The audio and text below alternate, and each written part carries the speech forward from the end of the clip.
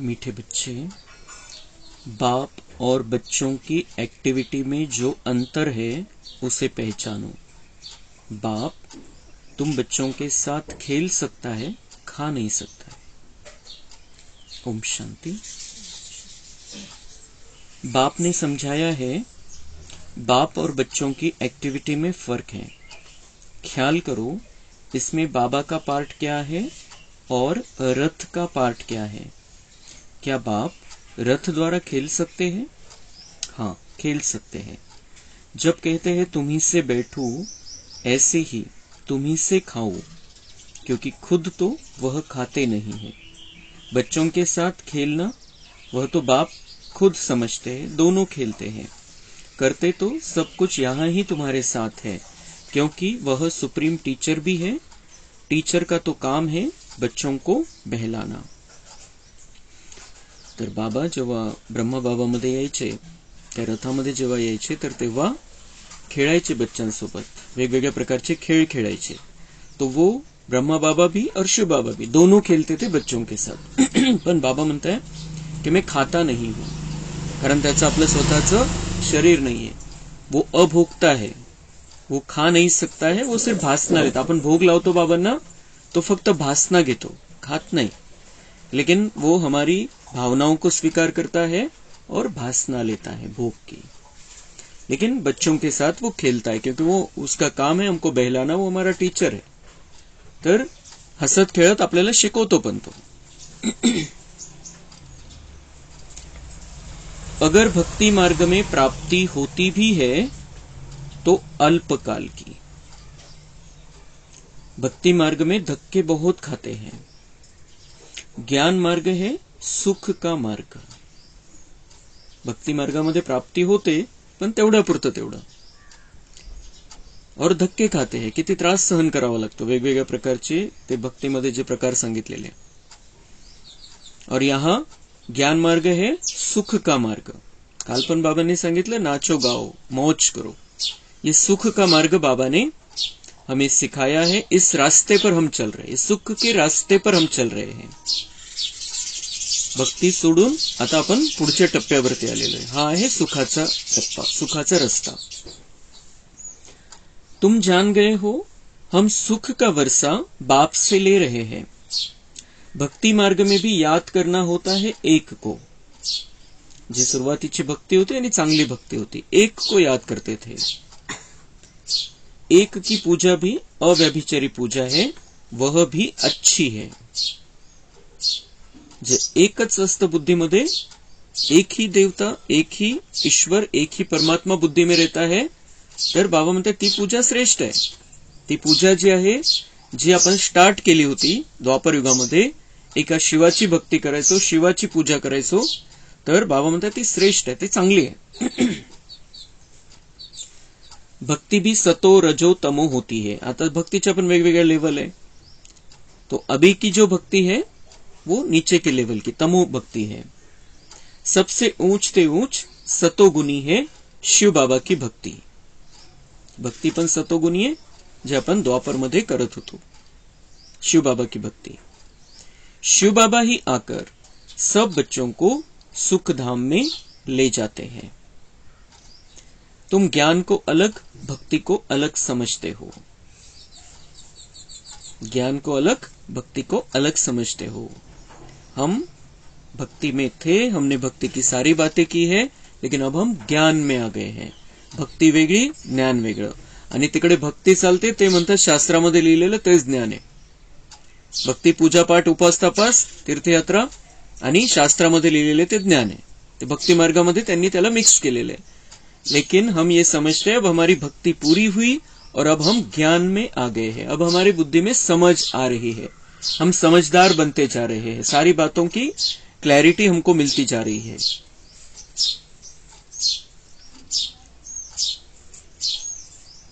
राम राज्य और रावण राज्य कैसे चलता है यह भी तुम नंबरवार पुरुषार्थ अनुसार जानते हो। बच्चों को सेवा करनी चाहिए। सेवा तो बहुत है। यह बैज कितना अच्छा है सेवा के लिए। सबसे बड़ा शास्त्र है यह बैज। अब यह है ज्ञान की बातें, इसमें समझाना पड़ता है। यह याद की यात्रा अलग है। तर बाबा म्हणतात बॅच तुम्हारा सबसे बड़ा शास्त्र है।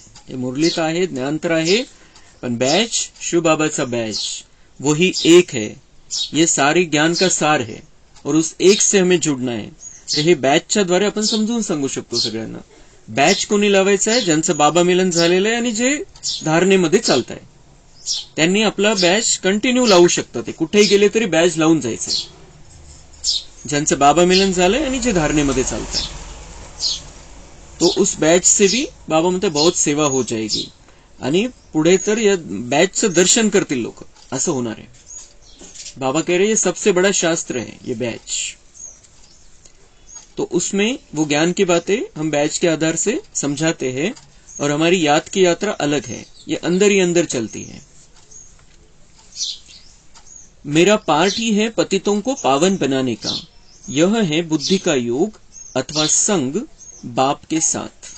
संग से रंग लगता है, कहा जाता है संग तारे कुसंग बोरे। तो हमारा बुद्धि का योग, हम पतित हो गए थे, पावन बनाने के लिए बाबा आया है, तो उस पतित पावन बाबा से हम बुद्धि योग लगाते हैं, उसके साथ में ही मन बुद्धि को हम रखते हैं। तो संग से रंग लग जाता है, उसके साथ में हम रहते हैं तो उसका रंग हमें लग जाता है। उसमें जो सुख शांति प्रेम है वो सब हमारे अंदर आने लगती है। जितना जितना हम बाबा को साथ में रखते हैं उतना उतना हमारे में वो सारी बातें आने लगती है।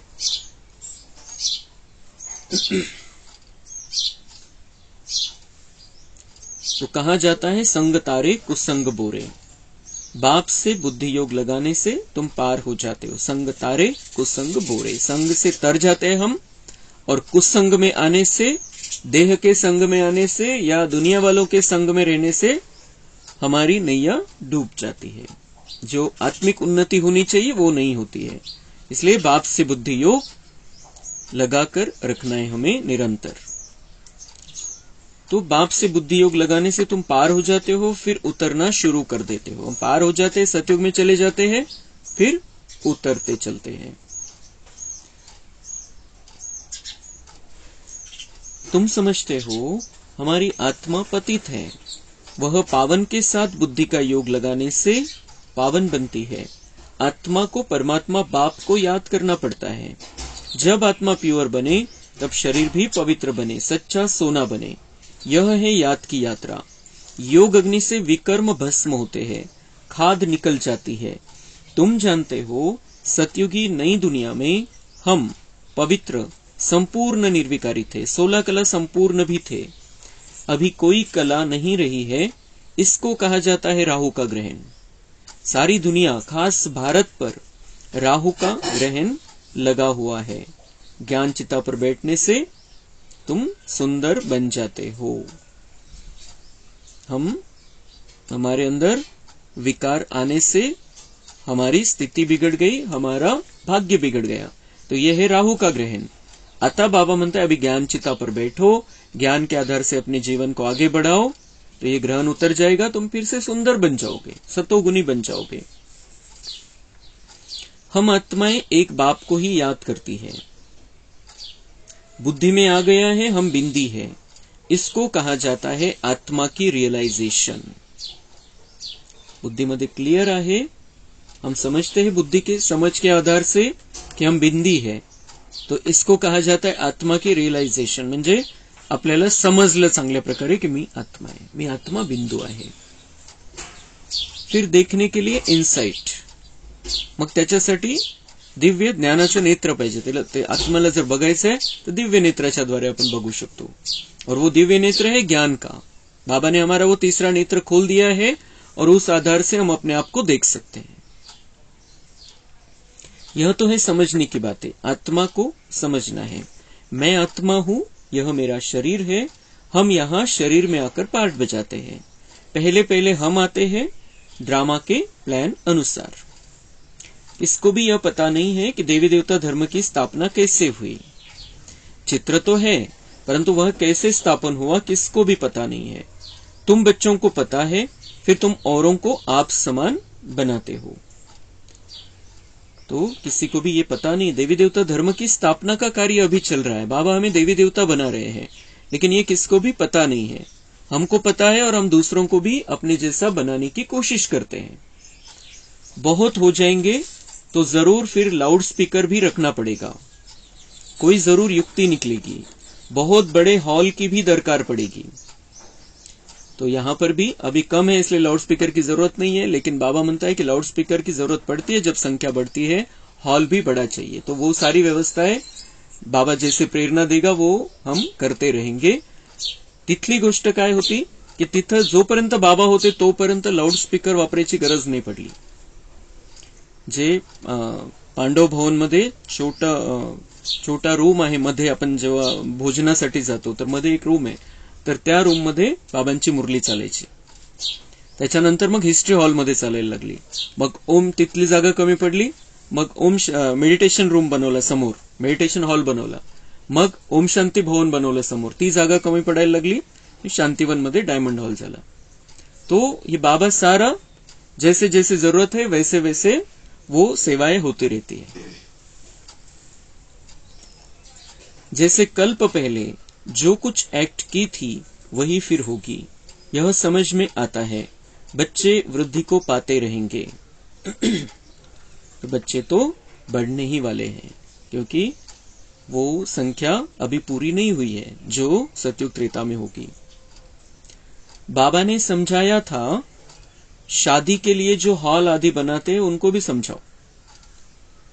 तर लग्नासाठी मंगल कार्यालय वगैरे बनवतात, बाबा म्हणतात त्यांना समजवा, ते सुद्धा सेवा करतील, हॉल बनवून देतील। इकडे तिकडे करून तर ते तर पापामध्ये ढकलताय, और इधर अगर कुछ सेवा करेंगे, अगर वो बाबा का बच्चा बन जाएगा, वो हॉल बनाएगा, उसके लिए कुछ सहयोग देगा, तो उसका भाग्य जमा हो जाएगा। तो बाबा म्हणते उसको भी समझाओ। कोई अपने कुल के हैं तो झट समझ जाते हैं, जो इस कुल के नहीं होंगे वह विघ्न डालेंगे, जो इस कुल के होंगे वह मानेंगे कि यह सत्य कहते हैं, जो इस धर्म के नहीं होंगे वह लड़ेंगे, कहेंगे यह तो रस्म चली आ रही है। तो वो तो ये शादियां तो होती रहती है, वो तो चली आ रही है, तो ये इस कुल का जो होगा वो अपना भाग्य बना लेगा, और जो नहीं होगा वो तो वो करने ही वाले हो। अभी अपवित्र प्रवृत्ति मार्ग है, फिर बाप आए हैं पावन बनाने। तो बाबा म्हणता ये शादियां तो होती है लेकिन वो अपवित्र संसार है, और बाबा हमें पवित्र संसार की ओर लेकर जाने के लिए आया है। तुम पवित्रता पर जोर देते हो इसलिए कितने विघ्न पड़ते हैं। पोप का भी मान है, तुम जानते हो पोप क्या आकर करते हैं, लाखों करोड़ों शादियां कराते हैं, बहुत शादियां होती है। पोप आकर हथियाला बंधवाते हैं। त्यांचे जे ख्रिश्चन धर्माचे जे धर्मगुरू असतात, आणि आता बरेच धर्मगुरू लग्नासाठी आशीर्वाद देतात, तिथं जातात पण लग्न जोडून पण देतात। तो पोप भी क्या करते हैं, पोप आकर हथियाला बंधवाते। इसमें वो लोग इज्जत समझते हैं कि हमारे धर्मगुरु आए और हमारी शादी हो गई, वो इज्जत समझते हैं उसमें, लेकिन वो तो है विकार में ढकेलना। महात्माओं को भी शादी पर बुलाते हैं, आजकल सगाई भी कराते हैं, लग्न जोडून पण देतात ते, और विकारी जीवन बनाने के लिए धर्मगुरु बीच में आते हैं। तो बाप कहते हैं काम महाशत्रु है, यह ऑर्डिनेंस निकालना मासी का घर नहीं है। तो बाबा ने ही बताया सिर्फ काम विकार महाशत्रु है, बाकी तो वो धर्मगुरु तो शादियां लगा कर देते हैं। इतनी मोटा फर्क है। तो इसमें समझाने की बड़ी युक्ति चाहिए, आगे चलकर धीरे धीरे समझते जाएंगे। तो अब शादियां होती है तो ब्रह्मा कुमारी दीदियां शादी में नहीं जाती कभी भी, लेकिन हम जो संसार में रहते हैं तो हमें जाना पड़ता है, तिथं हाजरी लावावी लगते, लेकिन हम वहां पर जाकर भी सबको सकाश दे सकते हैं, मनसा सेवा तो कर सकते हैं। और बैज रहता है, हमारा ड्रेस रहता है, तो सेवा हो सकती है। जैसे तुम बाप द्वारा जान गए हो वैसे और भी समझकर वृद्धि को पाते रहेंगे, यह भी पक्का निश्चय है, यह कलम लगता जाएगा।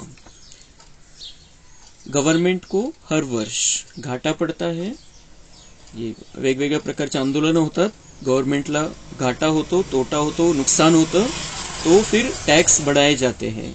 एक दिन बैंक आदि सबके खाने खोल देगी, अनाज आदि के लिए भी जांच करते हैं, कहा जास्ती तो नहीं रखा है। तो ये आगे चल के ये सब होने वाला है। धान्य कोणाकडे जास्त ठेवलेलं असेल ते सुद्धा जप्त केलं जाईल। बैंक के खाते, बैंक में जो रखा रहता है लॉकर में पैसे वगैरह, वो भी अगर बहुत ज्यादा गरिबी बढ़ने वाली है, बहुत कोणाकडे खूप जास्त राहील आणि कोणाकडे काहीच राहणार नाही, तर त्याचं ते बिलकुल जबरदस्तीने घेतलं जाईल आपल्याकडून। आगे चल के ये होना है। इन सब बातों से तुम छूटे हुए हो, इन सब बातों से तुम छूटे हुए हो। तुम्हारे लिए मुख्य है ही याद की यात्रा। बाप कहते मेरा इन बातों से कोई वास्ता नहीं है, मेरा तो सिर्फ काम है रास्ता बताना। इन सब बातों से म्हणजे याचा प्रभाव तुमच्यावरती नाही पडणार, असर नाही होणार, कारण तुम्ही बाबांच्या आठवणीमध्ये। तो वो जो कुछ भी होगा, जो कुछ भी आगे चल के परिस्थिति आएगी, अपन त्याच्यामुळे परेशान नहीं होणार। बाबा म्हणता है कि इन सब बातों से तुम छूटे हुए हो, क्योंकि तुम्हारे लिए मुख्य है याद की यात्रा। हम बाबा की याद में रहेंगे, आनंद में रहेंगे, कुछ भी हो जाए, चाहे हमारा कोई नुकसान भी हो जाए, कुछ भी हो जाए, हम बाबा की याद में रहेंगे तो हम संतुष्ट रहेंगे, क्योंकि बाबा हमें सब कुछ देने वाला है अगली दुनिया में, आने वाली दुनिया में। और बाबा कह रहे इन बातों से जो कुछ भी होगा इस दुनिया में, उन बातों से मेरा वास्ता नहीं है, म्हणजे मी नाही घडवणार ते सगळं ड्राम्यानुसार ते सगळं होणार आहे, तशी तशी परिस्थिती निर्माण होईल। मेरा तो सिर्फ काम है रास्ता बताना। मी माझं काम काय की तुम्हाला सत्युगाचा सुखाचा रस्ता दाखवणं, ते मी करतोय। पण हे जे काही होणार आहे दुनियेमध्ये ते मी नहीं करत, वो ड्रामा अनुसार होगा। तो तुम्हारे दुख सब दूर हो जाएंगे, मैं तुम्हें रास्ता बता रहा हूं, तुम्हारे सब दुख दूर हो जाएंगे। इस समय तुम्हारे कर्मों का हिसाब किताब चुकतू होता है। रही सही बची हुई बीमारी आदि सब बाहर निकलेगी। बाबा म्हणते कर्मों का हिसाब किताब चुकतू होना है, और बची हुई कोई बीमारी है शरीर में वो भी निकलेगी, वो भी होगी। पिछाड़ी के रहे हुए कर्मों का हिसाब किताब चुकतू होना है। खूब सोपी गोष्ट है, कर्मों का हिसाब किताब चुकतू होना है, बाद में सजा खाने से तो अच्छा है। डरना नहीं है। बाबा म्हणते ये जो हिसाब किताब सामने आता है उसमें बिल्कुल डरना नहीं है। बाबांनी काल सांगितलं निर्भय रहो, हर्षित मुख रहो, डरना नहीं है। बीमारी में भी मनुष्यों को भगवान की याद दिलाई जाती है ना, बीमारी में भी मनुष्यों को भगवान की याद दिलाई जाती है। जो ज्या परमेश्वराला ओळखत नाही त्याची पण आठवण करायला सांगतात कोणी आजारी तर, लेकिन हम तो जानते हैं भगवान को, और जो एक ही भगवान है उसको जानते हैं, उसके साथ हमारा कनेक्शन है, तो हमें किस बात का डर। और हमें किसी ने याद दिलाने की भी जरूरत नहीं, सदा हमारी बुद्धि में बाबा रहना चाहिए, जैसे दादी गुलजार की बुद्धि में था। कंटिन्यू। तुम हॉस्पिटल में भी जाकर नॉलेज दो कि बाप को याद करो तो विकर्म विनाश हो जाएंगे। बाबा म्हणतात हॉस्पिटलमध्ये जाऊन पण सेवा करा, जे पेशंट है त्यांना हे समजवा कि बाबा को याद करो, भगवान को याद करो, उस सुप्रीम सर्जन को याद करो, वो सबसे बड़ा डॉक्टर है। और तो उससे फिर क्या होगा, तुम्हारे विकर्म विनाश हो जाएंगे। सिर्फ इस जन्म की बात नहीं, भविष्य 21 जन्मों के लिए हम गारंटी करते हैं कभी बीमार नहीं होंगे। इस जन्म में हिसाब किताब चुकता हो जाएगा, 21 जन्म बीमारी नहीं रहेगी। बाबा मतलब पेशेंटों को जाकर समझाओ। तो हम जब जाते हैं किसी पेशेंट से मिलने तो हमें उनकी ये सेवा करनी चाहिए कि भगवान को याद करो। नाहीतर काय करतात लोक, जातात पेशंटकडे, त्यांना सांगतात खूप त्रास होतो याच्यामध्ये, मला माहिती आहे खूप जास्त त्रास होतो, हे असं त्यांना होतं, त्यांना असं झालं, यांना असं झालं, त्यांचं असं निघालं, हे थोडंसं होतं मग खूप वाढलं वगैरह वगैरह, त्यांना अजून घाबरून टाकतात। लेकिन हमें सेवा क्या करनी है, हमें उनको बताना है कि जितना जितना तुम बाबा को याद करेंगे वो ये सारा अंदर का जो है, जो खराबी है, जो गड़बड़ी है, वो तुम्हें तंग नहीं करेगी, और आगे चल के तुम ऐसी दुनिया में चल सकते हो जहां कभी बीमारी नहीं पडोगे। तर अशा प्रकारचं आपण त्यांना सगळं चांगलं सांगायचंय, पॉझिटिव्ह सांगायचंय, त्यांची आत्मिक शक्ती वाढेल, त्यांची इच्छाशक्ती वाढेल, आत्मविश्वास वाढेल। ते जर आपण सेट करू शकलो तर ते त्यांचं शरीर आतमधून चांगल्या प्रकारे दुरुस्तीचं काम करू शकतं। पण आपण जर त्यांना निगेटिव्ह सांगत गेलो, याचं असं, त्याला तसं झालं होतं, त्याला तसं झालं होतं, तर त्यांची जी राहिली सैली शक्ती है ती सुद्धा समाप्त होऊन जाते। तो दुनिया वाले ऐसे ही करते, जाकर मिलने को जाते हैं और उनको और आदि शक्ति उनकी घटा कर आ जाते हैं। और बाबा हमें ये सिखाता है की त्यांची ताकद 100 पटीने वाढवून या. तुम्ही गेले हॉस्पिटलमध्ये कोणाला भेटायला, तर 100 पट त्यांची ताकद वाढली पाहिजे त्या आजारपणाशी लढण्याची. एक बाप को याद करने से तुम्हारी आयु भी बड़ी होगी. भारतवासियों की आयु बड़ी थी, निरोगी थे. डॉक्टर से तो कोई भी समय टाइम ले सकते. बाबा म्हणते डॉक्टरांना पण समजवा. नौकरी करने वाले भी बहुत सेवा कर सकते हैं. मरीजों को बोलो हमारा भी बड़ा डॉक्टर है, अविनाशी बेहद का सर्जन है, हम उनके बने हैं जिससे हम 21 जन्म निरोगी बनते हैं. हेल्थ मिनिस्टर को समझाओ. बाबा म्हणते आरोग्य मंत्र्यांना जाऊन पण समजवा. इस सतयुग में मनुष्य बहुत कम थे, शांती सुख पवित्रता सब थे. सतयुग अशी दुनिया येणार आहे जिथं सगळे निरोगी राहतील. आणि त्याचं कारण काय? पवित्रता. और पवित्रता के कारण सुख शांति. कोई दुख अशांति बीमारी कुछ नहीं रहेगा नई दुनिया में. तो अभी अगर यहां से बीमारियों से मुक्त करना है आत्माओं को, तो उन्हें पवित्रता का रास्ता बताना पड़ेगा. फूड मिनिस्टर को समजाओ. बाबा म्हणते अजून कोणाला समजवा? जे अन्नधान्याचे मंत्री आहे त्यांना समजवा की पहिले सबसे बड़ा फूड मिनिस्टर तो शिव बाबा है. सगळ्यात मोठा अन्नदाता कोण आहे? शिव बाबा है. इतना अनाज देते जो स्वर्ग में कभी खोट नहीं होगी. कोणालाच कधीच काहीच किंचित सुद्धा कधी कमी पडणार नाही. आणि ते जे प्राप्त करण्यासाठी कुठल्याही प्रकारची मेहनत नाही. तो सबसे बड़ा अन्नदाता तो परमात्मा है. अभी तुम हो संगम युग पर. अच्छा, मीठे मीठे सिक्की लधे बच्चों प्रति मात पिता बाप दादा का याद प्यार और गुड मॉर्निंग. रूहानी बाप की रूहानी बच्चों को नमस्ते. हम रूहानी बच्चों की रूहानी बाप दादा को याद प्यार गुड मॉर्निंग नमस्ते. वहां बाबा वहां, शुक्रिया बाबा शुक्रिया. वरदान है दिल से मेरा बाबा कहकर सच्चा सौदा करने वाले सरेंडर व मर्जीवा भव. जो वरदान बाबा आज हमको दे रहे हैं, उस वरदान के साथ गुलजार दादी ने अपना संपूर्ण जीवन जिया है. जेवढं काही जीवन होतं 8 वर्षानंतर ते समर्पित झाल्या आणि 92व्या वर्षापर्यंत बाबांच्या बनून राहिल्या. तो ये उनका 74 साल वो बाबा की बनकर रही. उनकी बुद्धि में सिर्फ बाबा था, मेरा बाबा. कुठल्याही प्रकारचा अहंकार नाही आला. ब्रह्मा बाबांनी आपलं धन लावलं आणि हा यज्ञ सुरू केला, त्यांनाही कुठल्या प्रकारचा अहंकार नाही. आणि ब्रह्मा बाबांच्या नंतर गुलजार दादींचा रथ परमेश्वरांनी स्वतः वापरला. अजून दुसरं बरेच जण होते, पण गुलजार दादींना निवडलं बाबांनी आणि त्यांच्याद्वारे आपलं हे कार्य चालवलं. इतकं आपल्याला माहिती आहे गुलजार दादींचा किती काळ त्यांचा बाबांच्या सेवेमध्ये जायचा. बाबा यायचे तर ते किती काळ ते स्टेजवरती बसून राहायच्या कंटिन्युअस. कशा प्रकारची सेवा केलेली आहे. तो ये दादी गुलजार इतना सब कुछ करते हुए भी बुद्धि में कभी भी उनके अहंकार नहीं था. मैं कर रही हूं, मेरा बाबा और बाबा कराता है. जसं आपण अनुभवामध्ये ऐकलं सगळ्यांच्या कि बाबा सब कुछ कराता है, बाबा देख लेगा, मैं नहीं. असं नाही की माझ्यामध्ये बाबा येतो 8-8, 10-10 तास, 15-15 तास बाबा त्यांच्यामध्ये येऊन बसायचा. 1 सेकंद त्यांना कधी अभिमान नहीं आला, कधी अहंकार नहीं आला त्यांना. तो ऐसे ही हमें भी दिल से मेरा बाबा कह के सच्चा सौदा कर लेना है बाबा के साथ. ब्रह्मा कुमार कुमारी बनना माना सरेंडर होना. असं नाही की आपण सरेंडर झालो म्हणजे समर्पित झालो म्हणजे सेंटरवर जाऊन राहतोय किंवा मधुबनला जाऊन राहतोय, ते सरेंडर नहीं. ब्रह्मा कुमार ब्रह्मा कुमारी बनना मतलब भगवान का बच्चा खुद को समझना, ब्रह्मा आचरण करना. ये ब्रह्मा कुमारी बनना मतलब समर्पित. घरामध्ये राहतोय का सेंटरवर राहतोय याच्याशी काही मतलब नहीं. बाबा म्हणतात ब्रह्मा कुमारी बन गए मतलब सरेंडर हो गए हो तुम. समर्पित जीवन है अपना. और जब दिल से कहते हो मेरा बाबा, तो बाबा भी कहते बच्चे सब कुछ तेरा. सौदा कैसा है?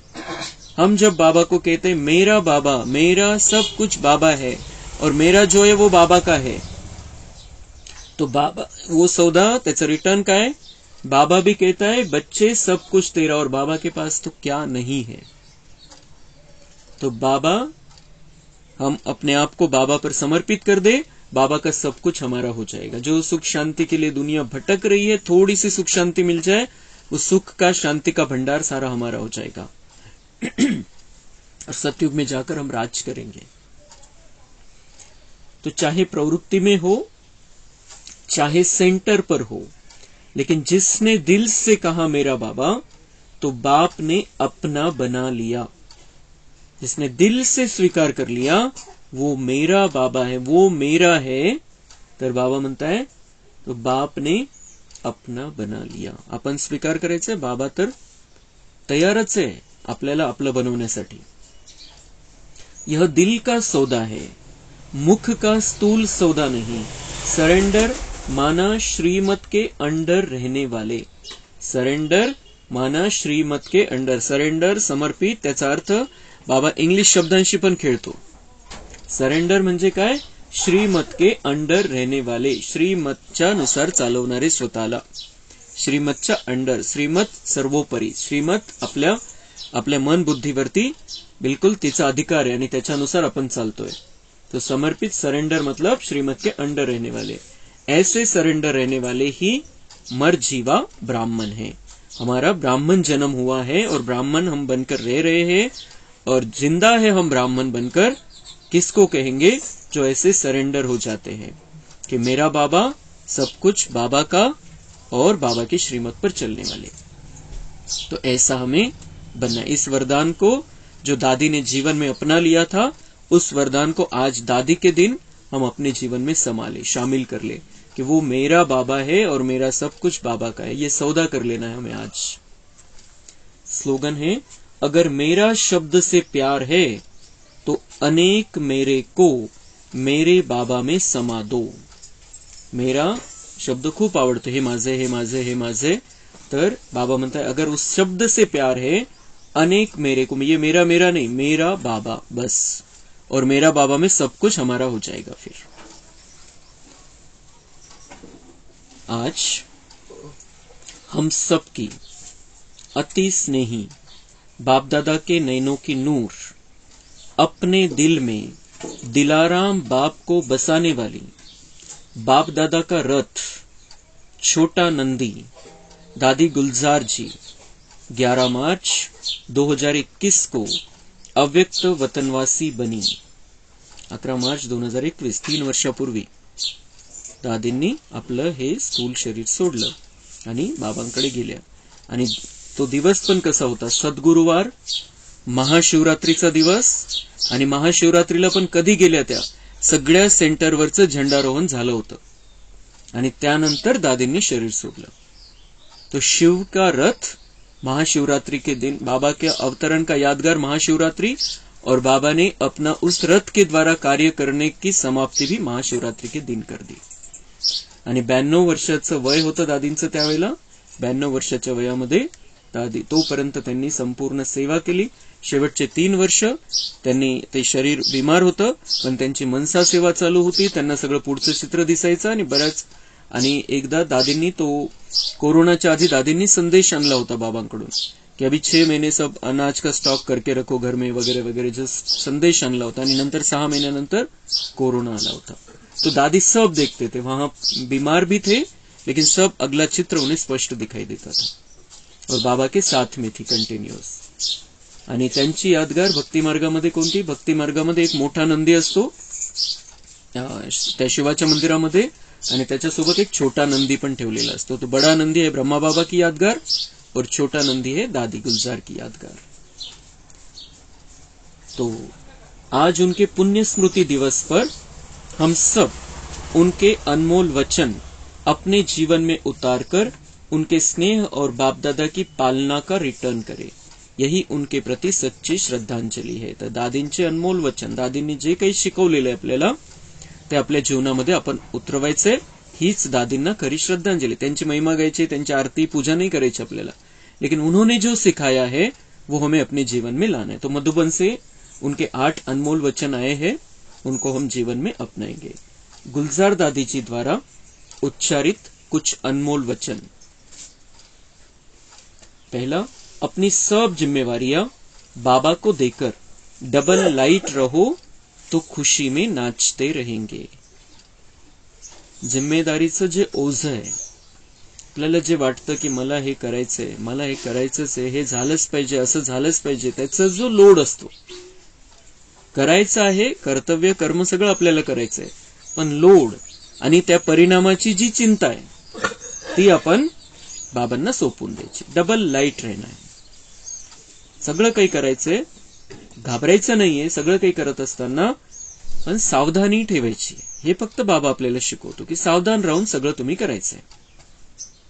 जे काही करतोय आपण, चालतोय तरी त्यावेळेला पण सावधानी पाहिजे. ठोकर लागू शकते, पाय निसटू शकतो, काही होतं प्रॉब्लेम. तो ये बाबा ये नहीं सिखाता है कि तुम पूरी तरह से बेपरवाह बन जाओ, निष्काळजीपणा करा. तुम्हाला जे समोर जे आहे त्यानुसार सगळं व्यवस्थित करायचंय, पुढे प्रॉब्लेम होऊ नये म्हणून सावधानी ठेवायची. पण जे चिंता भीती वगैरे जे असतं ते बाबांवरती अर्पण करून टाकायचं. तो हम डबल लाइट रहेंगे, हल्के रहेंगे, आत्मिक स्थिति रहेगी, हल्के रहेंगे तो खुशी में नाचते रहेंगे. हमारा जीवन खुशी भरा जीवन हो जाएगा. अभी बाबा का बनने से पहले हमारा जीवन था तनाव भरा, दुख भरा जीवन, और अब से और आज से हमारा जीवन बन जाना चाहिए खुशी भरा, मौज भरा जीवन.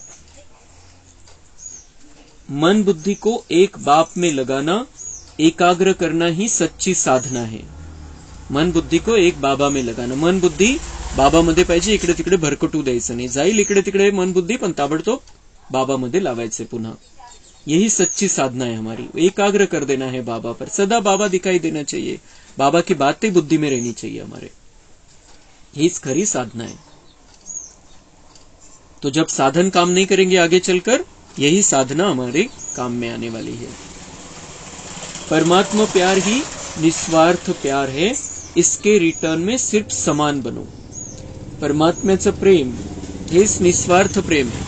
हेच बाकी दुसरे सगळे प्रेम दुनियामध्ये जे आहे, मोह आहे, काही ना काही स्वार्थ आहे. पण परमेश्वर जे आपल्यावरती प्रेम करतो निस्वार्थपणे करतो, त्याचा आपला कुठलाही स्वार्थ नाहीये. तर त्याचं रिटर्न काय द्यायचं, त्याला मोबदला काय द्यायचा, तो इतका निस्वार्थपणे प्रेम करतो आपल्यावरती. त्याला काय पाहिजे आपल्याकडून, फक्त सिर्फ समान बनो, उसके जैसा हमें बन जाना.